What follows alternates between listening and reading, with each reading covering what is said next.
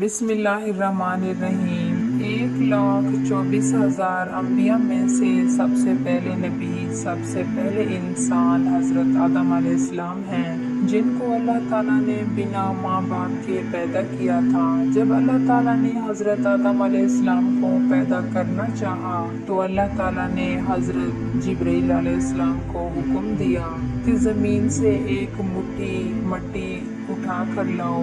تو حضرت جبرائیل علیہ السلام نے زمین سے مٹی لینی چاہی تو زمین نے پوچھا کہ آپ مٹی کیوں لینا چاہتے ہیں؟ تو آپ نے بتایا کہ اللہ اس مٹی سے انسان کو بنائے گا جو زمین پر اللہ کا خلیفہ ہوگا۔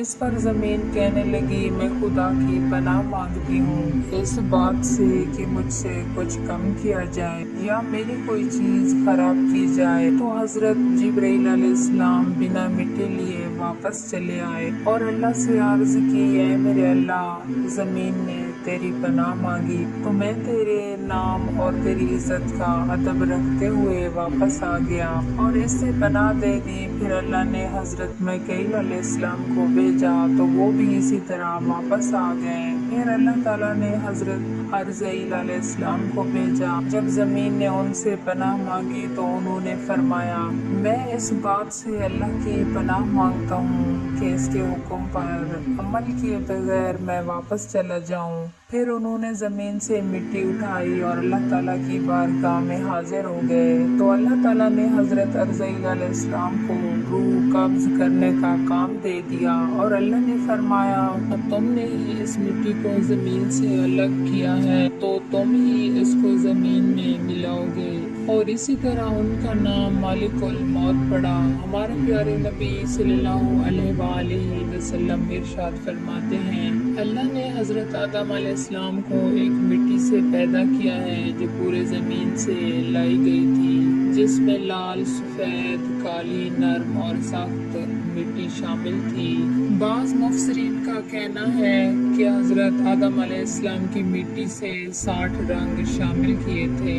وہ تمام رنگ آپ کی اولاد میں پائے جاتے ہیں۔ جب زمین سے مٹی آ گئی تو مٹی کا گارا بنایا گیا، پھر اس پر کئی سال بارش برسائی گئی، پھر اسے ہواؤں کے ذریعے خشک کیا گیا جو بجنے والی مٹی کی طرح ہو گئی۔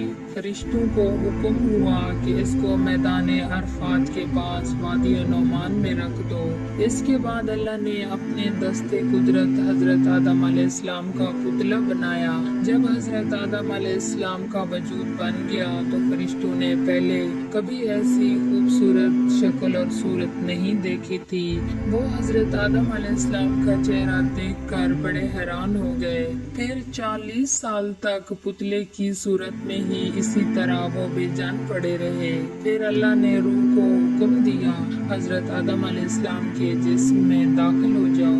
تو روح نے عرض کیا یا اللہ، یہ جگہ نہایت گہری اور اندھیری ہے۔ 3 بار اللہ نے حکم دیا اور 3 بار یہی عرض کی تو اللہ نے فرمایا نہ چاہتے ہوئے داخل ہو رہی ہو تو نکلنے میں بھی سخت تکلیف ہوگی۔ اسی واسطے جب انسان کے جسم سے روح نکلتی ہے تو بہت زیادہ تکلیف ہوتی ہے۔